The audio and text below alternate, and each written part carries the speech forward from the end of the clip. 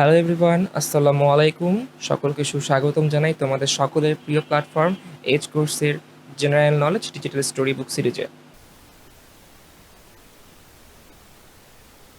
আজকের লেকচারে আমরা আলোচনা করব বাংলাদেশের মুক্তিযুদ্ধ নিয়ে, অর্থাৎ মুক্তিযুদ্ধ 1971 সালে যে মুক্তিযুদ্ধটা হয়েছিল, আমাদের একটাই মাত্র মুক্তিযুদ্ধ হয়েছিল, সেই মুক্তিযুদ্ধ নিয়ে আমরা আলোচনা করব। পূর্ববর্তী ভিডিওতে এর আগে আমরা আলোচনা করেছি যে মুক্তিযুদ্ধ পূর্বকালীন সময়গুলো নিয়ে, অর্থাৎ যে 24 বছর আর কি বাংলাদেশ পাকিস্তানের অন্তর্গত ছিল, পশ্চিম পাকিস্তানের অন্তর্গত ছিল, সেই সময়কাল নিয়ে আমরা আলোচনা করেছি। তো এই লেকচারে আমরা আলোচনা করব আমাদের মুক্তিযুদ্ধ 1971 সালের সময়টাকে। অলরাইট, তো শুরু করা যাক। তো সবার আগে এখানে মার্চ মাস থেকে শুরু করতেছি। 1 মার্চ 1971 স্বাধীন বাংলা ছাত্র সংগ্রাম পরিষদ গঠন করা হয়। নামটা আমরা এর আগে অনেকবার শুনছি, স্বাধীন বাংলা ছাত্র সংগ্রাম পরিষদ, যেটা আর কি আমাদের স্বাধীনতা যুদ্ধে ছাত্রদের অল ওভার যারা ছাত্ররা ছিল সে সময় আর কি বিশ্ববিদ্যালয়ের পরে তাদেরকে একত্রিত করতে অনেক বড় ভূমিকা পালন করছে। তো 1 মার্চ 1971 স্বাধীন বাংলা ছাত্র সংগ্রাম পরিষদ গঠন করা হয়। 2 মার্চ 1971 ঢাকা বিশ্ববিদ্যালয়ে ডাকসু এর তৎকালীন ভিপি আসম আব্দুর রব ঢাকা বিশ্ববিদ্যালয়ে সর্বপ্রথম বাংলাদেশের পতাকা উত্তোলন করেন। সেই সময় আর কি আমার তৎকালীন যে পতাকাটা ছিল সেটা উত্তোলন করা হয়। তো ডাকসুর পুনরূপ কি? ডাকসুর পুনরূপ ঢাকা বিশ্ববিদ্যালয় কেন্দ্রীয় ছাত্র সংসদ, যেটা সেটার আর কি সংক্ষিপ্ত রূপ হইল আর কি ডাকসু। তো কবে পতাকা উত্তোলন করা হয়? 2 মার্চ 1971 সালে। কে করেন? ডাকসুর তৎকালীন ভিপি আসম আব্দুর রব। কোথায় করেন? ঢাকা বিশ্ববিদ্যালয়। ঠিক আছে, তো এইভাবে আর কি একটা একটা লাইন থেকে শুধুমাত্র এভাবে ঘুরায় পেঁচায় প্রশ্ন আসতে পারে, তো এটা অনেক গুরুত্বপূর্ণ লাইন, এটা ভুললে চলবে না। 2 মার্চ 1971 সালে ঢাকা বিশ্ববিদ্যালয়ে ডাকসু এর তৎকালীন ভিপি আসম আব্দুর রব ঢাকা বিশ্ববিদ্যালয়ে সর্বপ্রথম বাংলাদেশের পতাকা উত্তোলন করেন।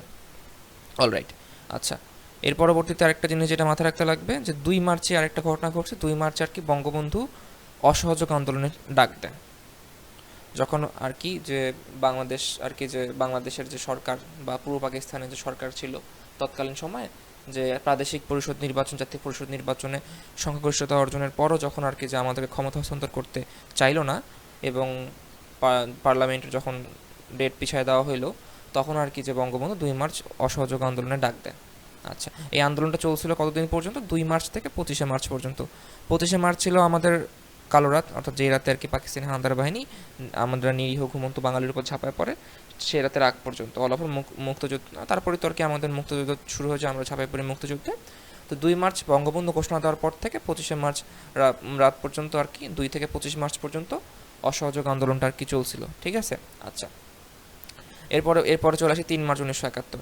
3 মার্চ 1971 সালে হয় কি পল্টন ময়দানে একটা ছাত্র সমাবেশ হয়, সেই সমাবেশে আর কি আসম আব্দুর রব, একটু আগে যেটা পড়লাম আমরা, ডাকসুয়ের তৎকালীন ভিপি আসম আব্দুর রব কি বলে, আমাদের যে জাতির জনক বঙ্গবন্ধু শেখ মুজিবুর রহমান যাকে আমরা চিনি, তাকে যে জাতির জনক বলে ঘোষণা করা হয়। ঠিক আছে, এই উপাধিটা আর কি আসম আব্দুর রব 3 মার্চ 1971 বঙ্গবন্ধুকে দেন, অর্থাৎ বঙ্গবন্ধুকে 3 মার্চ 1971 সালে আসম আব্দুর রব জাতির জনক হিসেবে ঘোষণা দেন, এই আর কি। আর বঙ্গবন্ধু ঘোষণা দেয় কাকে? শেখ মুজিবুর রহমানকে বঙ্গবন্ধু উপাধি দেয় তোফায়েল আহমেদ, ছাত্রনেতা তোফায়েল আহমেদ, তৎকালীন ছাত্রনেতা তোফায়েল আহমেদ শেখ মুজিবুর রহমানকে বঙ্গবন্ধু উপাধি দেন। আর ডাকসুয়ের তৎকালীন ভিপি 1971 সালের যে ভিপি, তিনি 3 মার্চ 1971 শেখ মুজিবুর রহমান আমাদের বঙ্গবন্ধুকে জাতির জনক উপাধি দেন। ঠিক আছে, আচ্ছা, তো ওই দিন পল্টনের ময়দানে কী করা হয়? স্বাধীনতার ইস্তিহার পাঠ করা হয়, স্বাধীনতার ইস্তিহার পাঠ করা হয়। আচ্ছা, এর পরবর্তীতে হয় কি? এর পরবর্তীতে চলে যায় একবারে আমরা রেসকোর্স ময়দানে, তৎকালীন রেসকোর্স ময়দান, বর্তমানে যার নাম সোহরাওয়ার্দী উদ্যান। 7 মার্চ 1971 বঙ্গবন্ধু সেই ঐতিহাসিক ভাষণ, যেটা কিছুদিন আগে ইউনেস্কো ওয়ার্ল্ড হেরিটেজের স্বীকৃতি দিল, এটা আমাদের জন্য অবশ্যই গর্বের বিষয়। তো 7 মার্চ 1971 সালে রেসকোর্স ময়দানে তৎকালীন বর্তমান সোহরাওয়ার্দী উদ্যানে বঙ্গবন্ধু তার ঐতিহাসিক ভাষণটা দেন। ভাষণের বিষয় ছিল মোট 4টি। কী কী বিষয়টা জানতে লাগবে না, শুধু মনে রাখতে লাগবে ভাষণের বিষয় ছিল 4টা, এবং টোটাল যে বঙ্গবন্ধুর কথা বলার সময়সীমাটা ছিল কতক্ষণ? 18 মিনিট। 7 মার্চ 1971 রেসকোর্স ময়দানে বর্তমান সোহরাওয়ার্দী উদ্যানে বঙ্গবন্ধু ঐতিহাসিক ভাষণ দেন। ভাষণের বিষয় ছিল 4টা এবং মোট সময়সীমা ছিল ভাষণের 18 মিনিট। এরপরে চলে যায় ডিরেক্ট 23 মার্চ 1971। 23 মার্চ 1971 বঙ্গবন্ধু প্রথমবারের মতো তার ধানমন্ডির 32 নম্বর বাসায় জাতীয় পতাকা উত্তোলন করেন। হ্যাঁ, এর আগে কিন্তু বঙ্গবন্ধু জাতীয় পতাকা উত্তোলন করেননি। 23 মার্চ 1971 বঙ্গবন্ধু প্রথমবারের মতো জাতীয় পতাকা উত্তোলন করেন। এর আগে কি উত্তোলন করলো? সর্বপ্রথম উত্তোলন করলো কে? সর্বপ্রথম উত্তোলন করলো আসম আব্দুর রব, ঢাকা বিশ্ববিদ্যালয় ডাকসুর তৎকালীন ভিপি, 2 মার্চ 1971। এবং তার পরিবর্তিতে বঙ্গবন্ধু প্রথমবারের মতো জাতীয় পতাকা উত্তোলন করেন 23 মার্চ 1971 তার ধানমন্দিরে 32 নম্বর বাসায়। আচ্ছা, তো 23 মার্চটা কিন্তু বলতে গেলে একটা খুবই গুরুত্বপূর্ণ দিন ছিল সে সময় আর কি, কারণ 23 মার্চ ছিল পাকিস্তানের জাতীয় দিবস। পাকিস্তানের জাতীয় দিবস ছিল, কিন্তু বাংলাদেশে তৎকালীন সময়ে 23 মার্চ পালিত হতো কালো দিবস হিসেবে। তো সেই কালো দিবসে তৎকালীন বঙ্গবন্ধু প্রথমবারের মতো জাতীয় পতাকা উত্তোলন করেন। এরপর চলে আসে 25 মার্চ 1971 অপারেশন সার্চলাইট, সেই আর কি ভয়াল কাল রাত, যে সময় আর কি যে একদম সশস্ত্র একটা বাহিনী নিরীহ ঘুমন্ত বাঙালির উপর ঝাঁপিয়ে পড়ে এবং ধ্বংসযজ্ঞ চালায়, হত্যাযজ্ঞ চালায়। তো এই ক্ষেত্রে আর কি আমাদেরকে যে জিনিসটা মাথায় রাখতে লাগবে, 25 মার্চ 1971 কী বার ছিল? 25 মার্চ 1971 ছিল বৃহস্পতিবার। ঠিক আছে। আচ্ছা, এর আগে বৃহস্পতিবার কোথায় ছিল মনে করো দেখি, সময় নাও, সমস্যা নেই, মনে করো। আচ্ছা, 25 মার্চ 1971 ছিল বৃহস্পতিবার। আর আমরা এর আগে লেকচারে পড়ছিলাম, যে ভাষা আন্দোলন লেকচারে, যে 21 ফেব্রুয়ারি 1952 কিন্তু ছিল বৃহস্পতিবার। তো বারগুলো অনেক গুরুত্বপূর্ণ, চলে আসতে পারে, পরীক্ষা দিয়ে দিতে পারে। আচ্ছা, তো আমরা 21 ফেব্রুয়ারি 1952 ছিল বৃহস্পতিবার, আর 25 মার্চ 1971 অপারেশন সার্চলাইট যেদিন হয় সেই দিনটাও ছিল বৃহস্পতিবার। আচ্ছা, আর এরপর হয় কি, 25 মার্চে আর কি বলতে গেলে পরে তারপর কি হামলা যখন শুরু করে, তখন 25 মার্চ গভীর রাতে এবং 26 মার্চের প্রথম প্রহরে বঙ্গবন্ধু শেখ মুজিবুর রহমান স্বাধীনতার ঘোষণা দেন। যার কারণে আমরা এখন 26 মার্চকে আমাদের স্বাধীনতা দিবস হিসেবে পালন করি। বঙ্গবন্ধুর নেতৃত্বে আমরা সেই দিনের রাত থেকে আর কি যুদ্ধে ঝাঁপায় পড়ি। 26 মার্চের প্রথম প্রহরে বঙ্গবন্ধু স্বাধীনতার ঘোষণা দেন, এবং ঠিক তারপরই বঙ্গবন্ধু সেই প্রথম প্রহরে আর কি গ্রেপ্তার হন পাকিস্তানি হানাদার বাহিনীর হাতে। পরবর্তীতে বঙ্গবন্ধুর তরফ থেকে সেই ভাষণটি, স্বাধীনতার ঘোষণাটি আর কি প্রচার করেন চট্টগ্রামের আওয়ামী লীগ নেতা আব্দুল হান্নান 26 মার্চ 1971 সালেই চট্টগ্রামের কালুরঘাট বেতার কেন্দ্র থেকে। ঠিক আছে। আচ্ছা, স্বাধীনতার ঘোষণাপত্রের রচয়িতা ব্যারিস্টার এম আমিরুল ইসলাম, এটা মনে রাখতে হবে। এবং 26 মার্চ তো বঙ্গবন্ধুর তরফ থেকে আব্দুল হান্নান ঘোষণাটা প্রচার করলো। এরপর পরে আবার 27 মার্চ 1971 মেজর জিয়াউর রহমান স্বাধীনতার ঘোষণা পাঠ করেন বঙ্গবন্ধুর তরফ থেকেই। ঠিক আছে। তো এখানে আর কি তিনটা নাম আমরা পাইলাম। 26 মার্চের প্রথম প্রহরে স্বাধীনতার ঘোষণা দেন বঙ্গবন্ধু শেখ মুজিবুর রহমান, সেটা আর কি প্রথম প্রহরে। 25 মার্চ গভীর রাতে, 26 মার্চের প্রথম প্রহরে। আমরা যদি পরীক্ষা চাই আমরা 26 মার্চ দাগাবো। ঠিক আছে। পরবর্তীতে তারপরেই আর কি ওই দিনই আর কি দিনের বেলা 26 মার্চ 1971 কালুরঘাটে চট্টগ্রাম বেতার কেন্দ্র থেকে ঘোষণাটি বঙ্গবন্ধুর তরফ থেকে প্রচার করেন আব্দুল হান্নান। এবং তারপরের দিন 27 মার্চ 1971 মেজর জিয়াউর রহমান আবার স্বাধীনতার ঘোষণাটি পাঠ করেন বঙ্গবন্ধুর তরফ থেকে। ওকে। চট্টগ্রামে যে আমাদের কালুরঘাট বেতার কেন্দ্রটি ছিল, সেটি আর কি আমাদের স্বাধীনতা যুদ্ধে একটা অনেক গুরুত্বপূর্ণ রোল প্লে করছে, কারণ সেটা আর কি তৎকালীন সময় পরবর্তীতে প্রচার পায় কি বলে স্বাধীন বাংলা বেতার কেন্দ্র নামে। তো সেই স্বাধীন বাংলা বেতার কেন্দ্র, সেই স্বাধীন বাংলা বেতার কেন্দ্র থেকে মূলত যে কাজটি করা হতো, আমাদের মুক্তিযোদ্ধাদেরকে আর কি, তখন তো আর কি যোগাযোগ ব্যবস্থা তো ভালো ছিল না, তখন আর কি বিনোদনের মাধ্যম ছিল বলতে গেলে, বা যোগাযোগও বলতে গেলে, যে কোনো তথ্য প্রচার করার জন্য এই রেডিও কেন্দ্রগুলো ব্যবহার করা হতো। তো সে সময় আর কি যে মুক্তিযোদ্ধারা ছিল, বিভিন্ন আর কি যে ছাত্র জনতা, আমজনতা যখন আর কি যদি ছাপায় পড়ে, তাদেরকে সবসময় চিয়ার করার জন্য, তাদেরকে একটু আনন্দ দেওয়ার জন্য, তাদেরকে আর কি কী বলে দেশপ্রেম আরও উদ্বুদ্ধ করার জন্য বিভিন্ন রকমের অনুষ্ঠান আর কি এই স্বাধীন বাংলা বেতার কেন্দ্র থেকে পরিচালিত হতো। তার মধ্যে একটা গুরুত্বপূর্ণ এবং অনেক আকর্ষণীয় এবং সে সময় জনপ্রিয়তা পাওয়া অনুষ্ঠানের নাম হলো চরমপত্র। ঠিক আছে। এই চরমপত্রটা সেখান থেকে প্রচারিত হতো। চরমপত্রটার বিশেষত্বটা কী ছিল?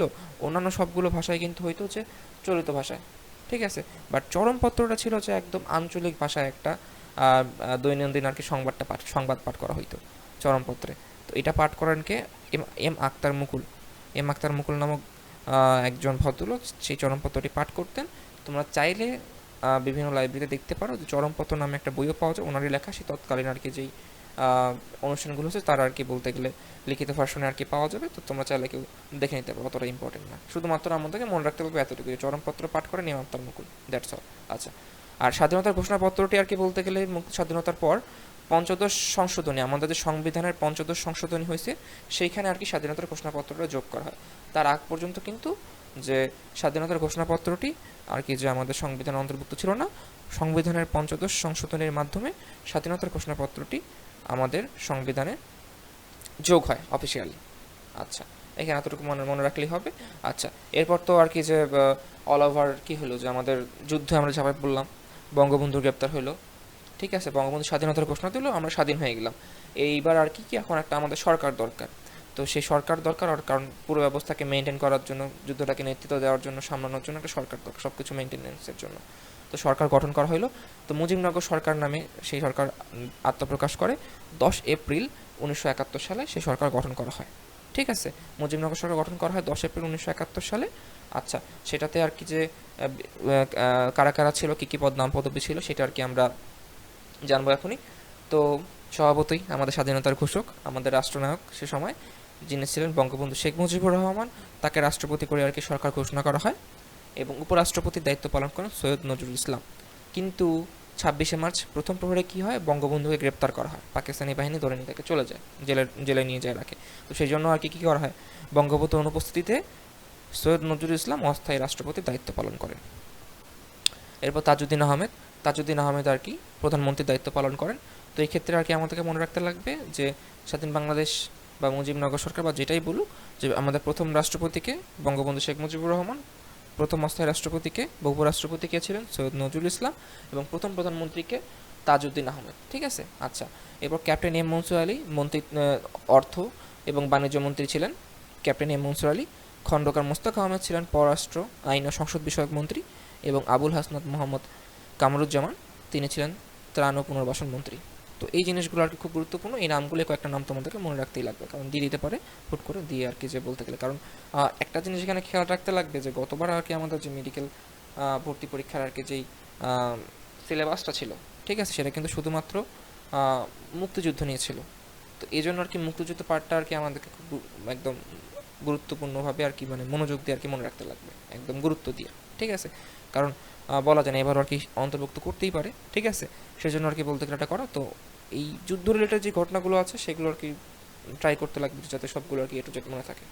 অলরাইট, তো এই ছকটা থেকে আর কি এগুলা মনে রাখলেই হবে। আচ্ছা, এরপর চলে আসি।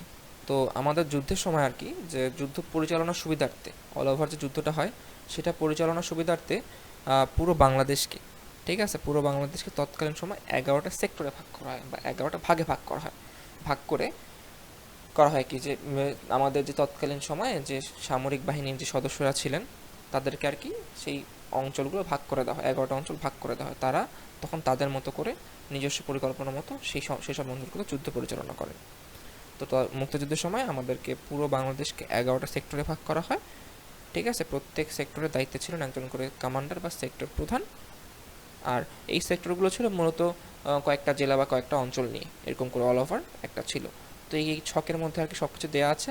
তো শুরুতে আমরা দেখতে পাচ্ছি যে সেক্টরের নাম্বারগুলো দেওয়া আছে এবং তারপর সেক্টর প্রধানের নাম দেওয়া আছে, সাব সেক্টর কতগুলো ছিল সেই সেক্টরগুলোর অধীনে সেটাও দেওয়া আছে, এবং সদর দপ্তরগুলো দেওয়া আছে। তো এইখানে আর কি বেসিক্যালি যেটা ইম্পর্টেন্ট সেটা হলো কি যে সেক্টর এবং সেক্টর আর কি যে কমান্ডারদের নাম। তো এই ক্ষেত্রে আর কি যে সবগুলো যে মনে রাখতে লাগবে এমনটাও না, চেষ্টা করবো যে যেগুলো আর কি খুব মানে আমাদের স্বাধীনতা যুদ্ধের সঙ্গে খুব ওতপ্রোতভাবে জড়িত নাম বা খুব বিখ্যাত নামগুলো সেগুলো আর কি মনে রাখলে এখানে আমার মনে হয় এনাফ। সেই ক্ষেত্রে যদি দেখো যে লাইক আমাদের সেক্টর 1-এর যে দায়িত্বপ্রাপ্ত ছিলেন বা সেক্টর প্রধান ছিলেন মেজর জিয়াউর রহমান, এটা আর কি মনে রাখতে লাগবে। তিনি কোথায় আর কি যুদ্ধ করেন, পার্বত্য চট্টগ্রাম অঞ্চল, নোয়াখালী, এই মুহুরী নদীর পূর্বাংশী এলাকা, এই জিনিসটা মনে রাখতে হবে। চট্টগ্রাম এবং চট্টগ্রামের যতটুকু মনে রাখলেই হবে। এর পরবর্তীতে সেক্টর 2-এর প্রধান বা সেক্টর কমান্ডার হিসেবে দায়িত্ব পালন করেন মেজর খালেদ মোশাররফ। তিনি আর কি যে সেক্টর 2-এর অধীনে ছিল কি ঢাকা শহরটা ছিল সেক্টর 2-এর অধীনে, কুমিল্লা, আখাউড়া এই আশপাশের অঞ্চলগুলো ছিল। তো এইগুলো তারপর 3 নম্বরে মনে করো যে মেজর কে এম শফিউল্লাহ, তিনি আর কি 3 নম্বর সেক্টরের দায়িত্ব পালন করেন। ওকে, 3 নম্বর সেক্টরে আর কি যে লাইনগুলো কোথায় একে দেখো যে কুমিল্লা জেলার অংশবিশেষ, আখাউড়া ভৈরব রেল লাইনের পূর্ব দিকে, হবিগঞ্জ, কিশোরগঞ্জ, ঢাকা জেলার অংশবিশেষ। তো এই মেজর নামগুলো আর কি মনে রাখতে লাগবে। অন্যগুলোও আর কি চাইলে মনে রাখতে পারো, বাট এগুলো আর কি খুব গুরুত্বপূর্ণ, কারণ এই 3টা নাম আর কি আমরা পরবর্তীতে পাবো। ঠিক আছে, তো অল ওভার এটা একটু দেখি না তোমরা আর কি ভিডিও পজ করে আর কি যে এই জায়গাগুলোতে চোখ বলে নিতে পারবো যে মূলত সেক্টর এবং সেক্টর কমান্ডারদের নাম, সদর দপ্তরগুলো দেখতে পারো চাইলে, সমস্যা নেই অল ওভার। তবে হ্যাঁ, এই 11 সেক্টরের মধ্যে যেটা গুরুত্বপূর্ণ জিনিস এখানে যে একটা জিনিস মাথায় রাখতে পারো, টোটাল আমাদের 11 সেক্টর ছিল, ঠিক আছে, সবগুলো সেক্টরেই কি বলে যে নিয়মিতভাবে যে কোনো না কোনো কমান্ডার বা সেক্টর প্রধান ছিল, অর্থাৎ কেউ আহত হইলে বা কেউ অন্য কোনো দায়িত্ব পালন করতে গেলে অন্য কেউ তার দায়িত্বটা যে জায়গাটা আর কি নিছে। বাট একটা মাত্র সেক্টর ছিল আমাদের, সেক্টর 10, যেখানে আর কি বলতে গেলে কোনো নিয়মিত সেক্টর প্রধান ছিল না। সেক্টর 10 ছিল কোন অঞ্চলটুকু? আমাদের অভ্যন্তরীণ নৌপথ এবং সমুদ্র উপকূলীয় অঞ্চল, বঙ্গোপসাগর অঞ্চলটা, এইটা আর কি সেক্টর 10-এর অধীনে ছিল। এই সেক্টর 10 থেকে আর কি বলতে গেলে যে কোনো নিয়মিত আর কি যে সেক্টর প্রধান বা সেক্টর কমান্ডার ছিল না। ঠিক আছে, তো এখান থেকে এটা আর কি মেজর পার্ট আমার মনে হয়। পরবর্তীতে আরেকটা ছক দেওয়া আছে, এই ছকের মধ্যে আর কি বেসিক্যালি যে যে 11 সেক্টর ছিল সেখানে আর কি যে ওখানে আর কি ছোটো ছোটো করে লেখা ছিল, তো এখানে একটু বড় করে আর কি দেওয়া হয়েছে যে সেক্টর এবং অন্তর্ভুক্ত জেলাগুলো, এই জিনিসটা ইম্পর্টেন্ট। ওখানে আর কি যে যতটুকু বলো অতটুকু মনে রাখলেই হবে। আর এখানে চাইলে একটু মেজর মেজর যেই নামগুলো দেওয়া আছে এখানে, যে কোন কোন সেক্টরের আন্ডারে কোন কোন জেলাসমূহগুলো পড়ছে, জেলাগুলো, এটা আর কি দেখে নিতে পারলে অবশ্যই ভালো। এটা একটু সবাই দেখে নিবে ভিডিও পজ করে, যে নামগুলো এখানে দেওয়া আছে, সেক্টর বাম দিকে, তারপরে ডান দিকে জেলাসমূহের নাম দেওয়া আছে, এগুলো একটু মনে রাখার চেষ্টা করবা যতটুকু আর কি পারা যায় আর কি। যে খুব যে একদম মুখস্থ করতে লাগবে ঝরঝর এমনটা না, যতটুকু আর কি মনে থাকে, যতটুকু এক দেখায় হয়, একটু মাথায় রাখার চেষ্টা করবা, থাকলে ভালো আর কি। আচ্ছা, এরপর চলে যাই আর কি আমরা আমাদের রণকৌশল নিয়ে। তো টোটাল আমাদের মুক্তিযুদ্ধ যখন হয়, তো মুক্তিযুদ্ধে যারা আর কি আমরা অংশগ্রহণ করে মুক্তিযোদ্ধারা বা মুক্তি বাহিনী যেটাকে আমরা বলি, তো মুক্তি বাহিনী টোটাল দুইটা ভাগে ভাগ ছিল। একটা ছিল নিয়মিত বাহিনী, একটা অনিয়মিত বাহিনী। নিয়মিত বাহিনী বলতে কারা? নিয়মিত বাহিনী বলতে তোমার যারা আর কি প্রশিক্ষিত বাহিনী, ঠিক আছে, প্রশিক্ষিত বাহিনী। প্রশিক্ষিত বাহিনীরাও আবার দুই ভাগে ভাগ ছিল। একটা ছিল আর কি যে যারা সেক্টরে যুদ্ধ করতো, আর একটা ছিল যারা ব্রিগেড ফোর্সে, কোনো না কোনো ব্রিগেড ফোর্সের আন্ডারে যুদ্ধ করতো। ঠিক আছে, এই ছিল আর কি নিয়মিত বাহিনীর মধ্যে, অর্থাৎ যারা প্রশিক্ষিত বাহিনী, যারা সামরিক প্রশিক্ষণ নিয়ে আসছে, তারা আর কি নিয়মিত বাহিনীর সদস্য ছিল। ঠিক আছে, সামরিক প্রশিক্ষণ যাদের ছিল। আচ্ছা, সেক্টর ছিল তো তোমরা জানো, সেক্টর 11টা ছিল, সেই 11টা সেক্টরে যারা যুদ্ধ করছে, এবং 3টি ব্রিগেড ফোর্স ছিল, যেটা সম্পর্কে আমরা পরবর্তীতে জানবো। এই 3টি ব্রিগেড ফোর্স যারা যুদ্ধ করছে তারা ছিল নিয়মিত বাহিনীর সদস্য। এরপর আসে অনিয়মিত বাহিনী।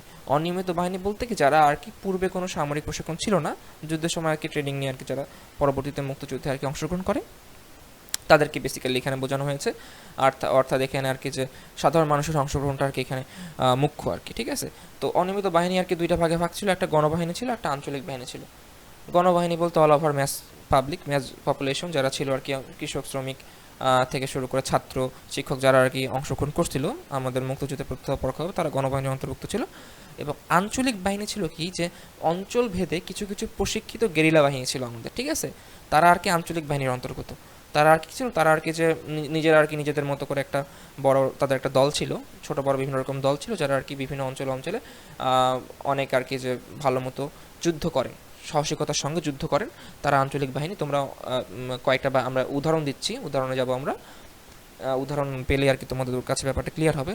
যেমন মনে করো যে কাদেরিয়া বাহিনী, আমাদের বঙ্গবীর কাদের সিদ্দিকীর কাদেরিয়া বাহিনী, যেটা টাঙ্গাইলে যুদ্ধ করে, টাঙ্গাইল অঞ্চলটাতে পুরোটা। হেমায়েত বাহিনী, যেটা আর কি গোপালগঞ্জ এবং বরিশাল অঞ্চলে যুদ্ধ করে। আকবরিয়া বাহিনী, যেটা মাগুরা অঞ্চলে যুদ্ধ করে। তারপর আবার ধরতে পারো ক্রাক প্লাটুন, নাম তোমরা অনেকেই শুনছো, যারা আর কি ঢাকায় আর কি সেক্টর 2-এর অধীনে আর কি যে ঢাকায় আর কি যে বলতে গেলে বিভিন্ন সময় বিভিন্ন ব্লাস্ট আরও আন্তর্জাতিক জনমত সৃষ্টি করতে খুব গুরুত্বপূর্ণ ভূমিকা পালন করে। এনারা এরা এরা মূলত করতো কি যে এনারা যারা ছিলেন তারা আর কি বেসিক্যালি যে গেরিলার চালে হামলা চালাইতেন, যে হামলা চালায় আর কি বলতে গেলে একটা অনেক বড় ক্ষতি করে দিয়ে আসতেন পাকিস্তান বাহিনীর। ঠিক আছে, এই ছিল আর কি অল ওভার। তো আমাদের রণকৌশলে আমরা দেখলাম কি মুক্তি বাহিনী দুই ভাগে ভাগ ছিল, একটা নিয়মিত বাহিনী, একটা অনিয়মিত বাহিনী। এটা অতটা ইম্পর্টেন্ট না, যে কি বলে যে এটা জাস্ট জানার জন্য, যে আসবে না যে মুক্তি বাহিনী কয় ভাগে ভাগ ছিল। ঠিক আছে, এটা নিয়ে ভয় পাওয়ার বা চিন্তা করার দরকার নেই, জাস্ট জানার জন্য। মুক্তি বাহিনী দুই ভাগে ভাগ ছিল, নিয়মিত বাহিনী, অনিয়মিত বাহিনী।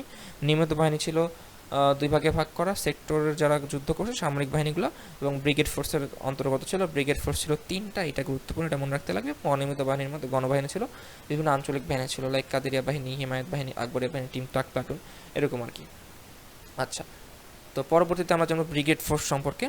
তো ব্রিগেড ফোর্স আমাদের মুক্তিযুদ্ধ চলাকালীন মাঝামাঝি সময় আর কি যে মুক্তিযুদ্ধকে আরও বেগবান করার জন্য, আরও আর কি যে এফেক্টিভলি যুদ্ধ করার জন্য, পাকিস্তানি বাহিনী কোণঠাসা করার জন্য তৎকালীন সময়ে 3টা ব্রিগেড ফোর্স গঠিত হয়। ঠিক আছে, 3জন লিডারকে দ্বারা 3টা ব্রিগেড ফোর্স গঠিত হয়। ব্রিগেড ফোর্সগুলোর নাম হলো জেড ফোর্স, কে ফোর্স এবং এস ফোর্স। জেড ফোর্সের নেতৃত্বে ছিলেন কে? Lieutenant colonel Ziaur Rahman. K ফোর্সের নেতৃত্বে ছিলেন lieutenant colonel Khaled Mosharraf. S ফোর্সের নেতৃত্বে ছিলেন lieutenant colonel K M Shafiullah. নামগুলো খুব কমন মনে হচ্ছে না? হ্যাঁ, একটু আগে কিন্তু আমরা পড়ে আসলাম Z force, lieutenant colonel Ziaur Rahman তিনি কিন্তু কি ছিলেন, তিনি সেক্টর 1-এর আর কি সেক্টর কমান্ডার বা অধিনায়ক ছিলেন, ঠিক আছে, সেক্টর কমান্ডার ছিলেন 1 নম্বরের। তিনি আর কি জেড ফোর্সের আর কি যে লিডার ছিলেন। তো জেড ফোর্স মূলত তার নামের আদ্যক্ষর দিয়ে আর কি তৈরি করা, জিয়াউর রহমানের শুরুতে জেড ছিল, ওই জেড থেকে আর কি বলতে গেলে জেড ফোর্স নামকরণ করা হয়। একইভাবে লেফটেন্যান্ট কর্নেল খালেদ মোশাররফ 2 নম্বর সেক্টরের সেক্টর কমান্ডার ছিলেন, ঠিক আছে। তার নামের শুরুতে আর কি কে, সেজন্য আর কি তার ফোর্সের নাম আর কি কে ফোর্স। এর পরবর্তীতে lieutenant colonel K M Shafiullah, তার নামের শুরুতে এস, তাই তার নামের ফোর্সের নাম এস ফোর্স, এবং তিনি আর কি 3 নম্বর সেক্টরের কমান্ডার ছিলেন। তো এরপর আমরা জানবো একটা অপারেশন নিয়ে। স্বাধীনতা যুদ্ধ চলাকালীন সময় আর কি বলতে গেলে বেশ কিছু অপারেশন আর কি সাকসেসফুল অপারেশন আর কি যে পরিচালনা করে আর কি তৎকালীন সময় আর কি মুক্তিবাহিনী। বাট কিছু কিছু অপারেশন ছিল আর কি বলতে গেলে যেটা আর কি যে সারা বিশ্বের একদম তাক লাগায় দেয়, আর পাকিস্তান বাহিনীর একদম বলতে গেলে খুব খুব বাজেভাবে আর কি ক্ষয়ক্ষতি করে, ঠিক আছে। সেরকম আর কি একটা আমরা অপারেশন নিয়ে জানবো আজকে, সেটা হলো কি যে অপারেশন জ্যাকপট। অপারেশন জ্যাকপট সংগঠিত হয় কবে? 15 আগস্ট 1971 সালে অপারেশন জ্যাকপট সংগঠিত হয়। কোথায়? তৎকালীন বলতে গেলে আমাদের পোর্ট ছিল 2টা, অর্থাৎ সমুদ্র বন্দর ছিল 2টা, একটা ছিল চট্টগ্রাম সমুদ্র বন্দর এবং আরেকটি ছিল মংলা সমুদ্র বন্দর। এই চট্টগ্রাম এবং মংলা সমুদ্র বন্দরের মাধ্যমেই কিন্তু পাকিস্তানি বাহিনীদের আর কি বলতে গেলে যেই গোলা বারুদ, তারপর বলতে গেলে যে বোমা বা ট্যাঙ্কার, এগুলো কিন্তু আসতো। কারণটা কি? যে ভৌগোলিকভাবে কিন্তু আমরা বিচ্ছিন্ন ছিলাম, ঠিক আছে। আমরা কিন্তু দেশভাগের পর থেকে কিন্তু যে ভৌগোলিকভাবে বিচ্ছিন্ন ছিলাম, কারণ দুই দেশের মাঝখানে কিন্তু হাজার মাইলের ডিফারেন্স, কারণ মাঝখানে ভারত নামের একটা পূর্ণাঙ্গ রাষ্ট্র, আর দুই দেশ দুই দিকে ভাগ হয়ে থাকা, ঠিক আছে। আর যেহেতু যুদ্ধের শুরু থেকে আর কি বলতে গেলে যে ভারত পূর্ব পাকিস্তান তথা বাংলাদেশকে আর কি সাপোর্ট করে আসছে, একটা মোরালি সাপোর্ট ছিল তাদের বাংলাদেশের প্রতি। তাই আর কি বলতে গেলে তারা তাই পাকিস্তানের পক্ষ থেকে কোনোভাবেই আর কি যে স্থল দিয়ে আর কি যে বা মাটির উপর দিয়ে আর কি বলতে গেলে যে এই গোলা বারুদ বা এই অ্যামুনেশনগুলো বা ট্যাঙ্কারগুলো পাঠানো পসিবল ছিল না। প্লাস আকাশপথেও আর কি এত কিছু বহন করা পসিবল না, তারপর ভারতের আকাশ সীমার মধ্যে দিয়ে যাইতে হবে।